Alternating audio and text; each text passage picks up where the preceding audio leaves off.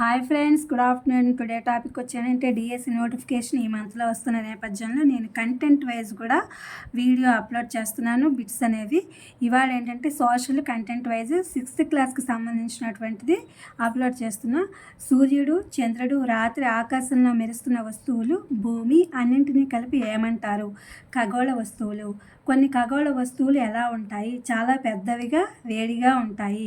ఖగోళ వస్తువులు వేటిని కలిగి ఉంటాయి? ఖగోళ వస్తువులు అనేది వాయువుతో నిండి ఉంటాయి లేదా వాయువుల్ని కలిగి ఉంటాయి.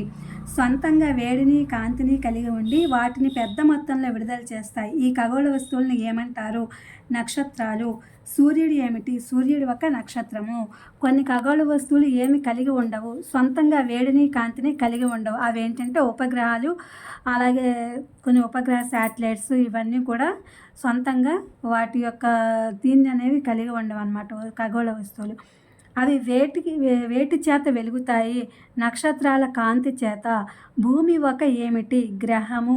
మన ఆకాశంలో చూసే చంద్రుడు ఒక ఏమిటి? ఉపగ్రహము. చంద్రుడు దేనికి తోడుగా ఉంటాడు? భూమికి తోడుగా ఉండి దాని చుట్టూ తిరుగుతూ ఉంటాడు. మన భూమి వలె సూర్యుడి నుండి వేడిని, కాంతిని పొందే గ్రహాలు ఎన్ని? 7 గ్రహాలు ఉన్నాయి. మన భూమి వలె వేడిని, కాంతిని పొందేవి 7 గ్రహాలు ఉన్నాయన్నమాట భూమితో పాటుగా. వాటిలో కొన్ని ఏమి కూడా ఉన్నాయి? ఉపగ్రహాలు. అంటే ఈ భూమిని, వేడిని, కాంతిని పొందేవి ఉపగ్రహాలు కూడా పొందుతాయి అన్నమాట. అది నక్షత్ర సమూహాలతో ఏర్పడే నమూనాలను ఏమంటారు? నక్షత్ర రాశులు. సప్తర్షి అంటే 7 నక్షత్రాల సమూహము. ప్రాచీన కాలంలో ప్రజలు రాత్రి సమయంలో నక్షత్రాల సహాయంతో ఏమి గుర్తించేవారు? దిక్కులను గుర్తించేవారు. ఉత్తరార్ధగోళంలో ప్రజలు ఏ సహాయంతో ఉత్తర దిక్కును గుర్తించేవారు? ఉత్తర నక్షత్ర సహాయంతో ఉత్తర దిక్కును గుర్తించడం అనేది జరిగేది ఉత్తరార్ధగోళంలో. ఈ నక్షత్రం ఏ దిక్కును సూచిస్తుంది? ఉత్తర దిక్కును సూచిస్తుంది. అంటే ఉత్తర నక్షత్రం ఏ దిక్కును సూచిస్తుంది అంటే ఉత్తర దిక్కును సూచిస్తుంది. దీనిని ఏ నక్షత్రం అంటారు? ధ్రువ నక్షత్రము. ఉత్తర నక్షత్రాన్ని ధ్రువ నక్షత్రం అని కూడా అంటారు. ధ్రువ నక్షత్రం ఆకాశంలో ఎల్లప్పుడూ ఏ స్థితిలో ఉంటుంది? ఒకే స్థితిలో ఉంటుంది. భూమి ఎలా ప్రకాశించదు? స్వయంగా ప్రకాశించదు. భూమి వేడిని, కాంతిని ఎక్కడి నుంచి పొందుతుంది? సూర్యుడి నుంచి పొందుతుంది. సూర్యుడు భూమికి ఎలా ఉండే నక్షత్రము? దగ్గరగా ఉండేటువంటి నక్షత్రము. సూర్యుని ఉపరితలంపై ఎంత ఉష్ణోగ్రత ఉంటుంది? 6000 డిగ్రీ సెంటీగ్రేడ్ల ఉష్ణోగ్రత ఉంటుంది. భూమి నుండి సూర్యుడు సుమారుగా ఎన్ని కోట్ల కిలోమీటర్ల దూరంలో ఉన్నాడు? 15 కోట్ల కిలోమీటర్ల దూరంలో భూమికి సూర్యుడు ఉన్నాడనమాట.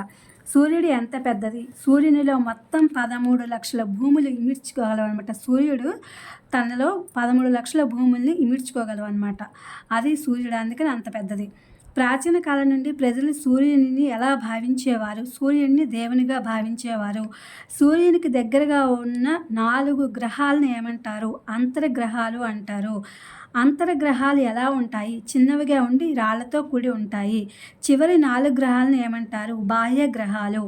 సూర్యునికి దగ్గరగా ఉన్న గ్రహం ఏది? బుధుడు. శుక్రుడు భూమికి ఏ గ్రహము? కవల గ్రహము. అంటే ఎర్త్ ట్విన్ అంటారు దీన్ని, ఈ గ్రహాన్ని. దీనిని ఎలా పరిగణిస్తారు? ఎర్త్ ట్విన్గా పరిగణిస్తారు. ఈ కవల గ్రహాన్ని ఎర్త్ ట్విన్గా పరిగణించడం జరుగుతుంది. 2006 సంవత్సరం వరకు మన సౌర కుటుంబంలో ఎన్ని గ్రహాలు ఉన్నాయి? 9 గ్రహాలు ఉన్నాయి.